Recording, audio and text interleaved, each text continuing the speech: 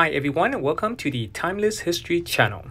I'm Deric, aka Sal, the Omega Enthusiast. I've taken a few months off due to a busy schedule and personal reasons. Thank you everyone for continuing to follow this channel. You can always support my work on Patreon, where I'll leave a link in the description box below. In this episode, I will share 5 timepieces from my collection. Let me know your favorite piece at the end of this episode. Let's get started without further ado.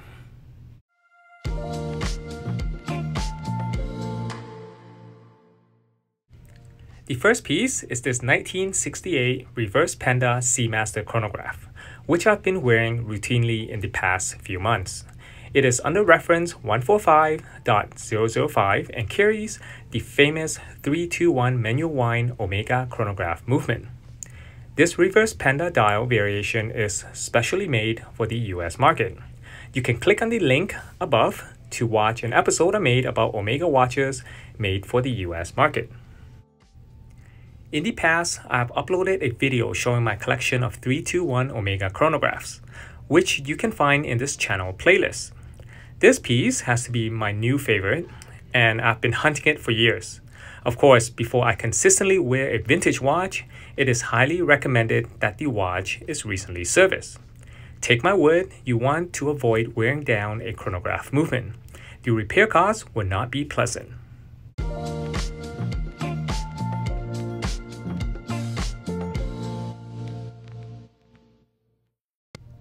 I enjoy wearing this watch for many reasons. I've always been a big fanatic for the 321 movement. Panda or reverse Panda is one of my favorite dial variation. The case dimension of this watch is perfect for my small wrist, having a case diameter of 35mm, excluding the original crown. After service, this watch has excellent timing, which is highly important to me as a watchmaker.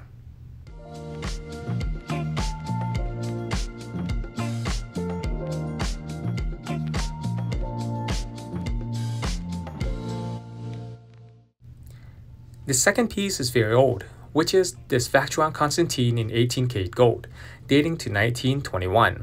That's correct, this piece is over a century old. It's strange how a collection can grow and change as a watch collector. When I started this hobby, I was not into these old timepieces and was not a fan of square rectangular shaped watches. But this past couple of years, I've fallen in love and been fascinated by them. So when I saw this VC for the first time, I knew I just had to buy it. There's just something about this watch design, shape, patina, classiness, and so much more that makes it so attractive to me. But one thing for sure is I love a watch with brigade font and hands. The shape of the case is truly beautiful and it sits so well on my wrist. The case dimension measures 22.3mm across, excluding the crown, by 40.4mm from lug to lug. Parts can be extremely difficult to find because this is not an Omega watch, so I made sure that the crown on this watch is also the correct original one. I believe spring bar were not introduced until the late 1920s, but not until the late 1930s did they become commonly used on watches. This Vacheron has Y-type lugs, so only a slide-through one-piece or open-end strap can work on this lug type. So it can be a challenge to find a matching strap to fit on a watch like this. But if you search around, there are still strap makers that make strap for Y-type lugs. One thing for sure is that a matching or a good quality strap is essential to have.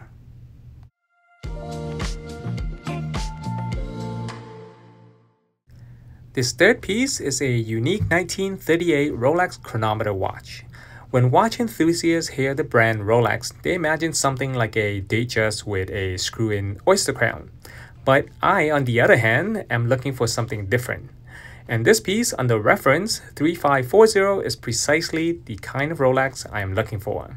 It has a regular low dome crystal, a Calatrava case design, a simple Arabic dial, a snap open case back, a mushroom widening crown, and those pontiff hands. This is a magnificent piece and I am thrilled to have it in my collection. After you watch this video, remember that Rolex doesn't just make oyster design watches. There are other case designs out there, and you will be surprised to see them.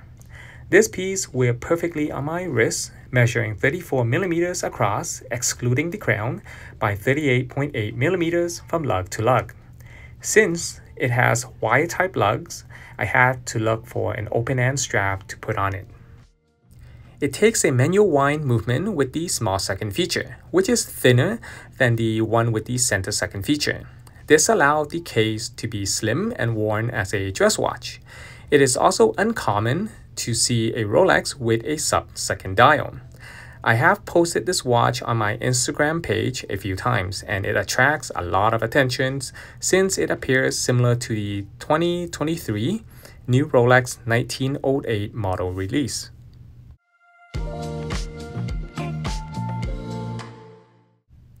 This fourth piece is my 1946 Longines cushion case.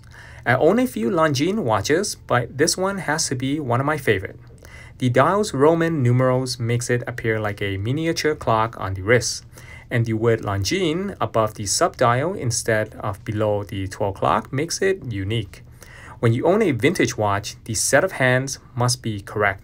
A timepiece will not look proper with a replacement set of hands. Believe me, an experienced watch collector will notice it immediately if the set of hands is incorrect.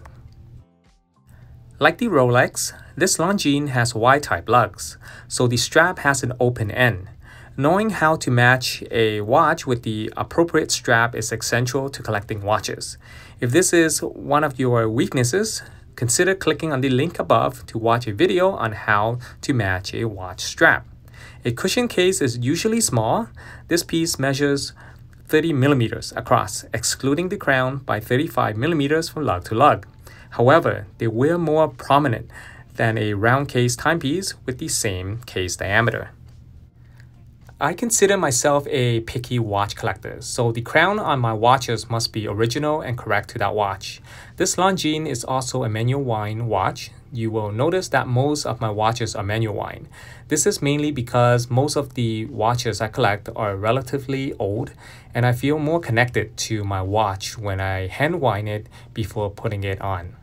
Not to mention that Longines didn't make great automatic movement until the late 1950s. The last piece I present is this 1940s Movado triple date in 18K gold. I've always been a fan of this brand, especially for its complicated pieces. I've encountered several Movado triple date watches in steel, but this is the first one in solid gold. Aside from its clean condition, the unique dial variation caught my attention when I first saw this watch. Red rubies with Arabic hour markers combination. Most Movado triple date timepieces are small. This piece measures 32 millimeters across, excluding the crown, and 38 millimeters from lug to lug. Size matters when it comes to a watch. A vintage watch small size allows the dial to appear proportional and balanced. Older Movado crowns are usually unsigned, like the one on this watch. Usually, the dial below 6 o'clock will say Switzerland instead of Swiss or Swiss made. And of course, this is also a manual wind watch. Now that you have seen all 5 pieces, let me know your favorite in the comment section below.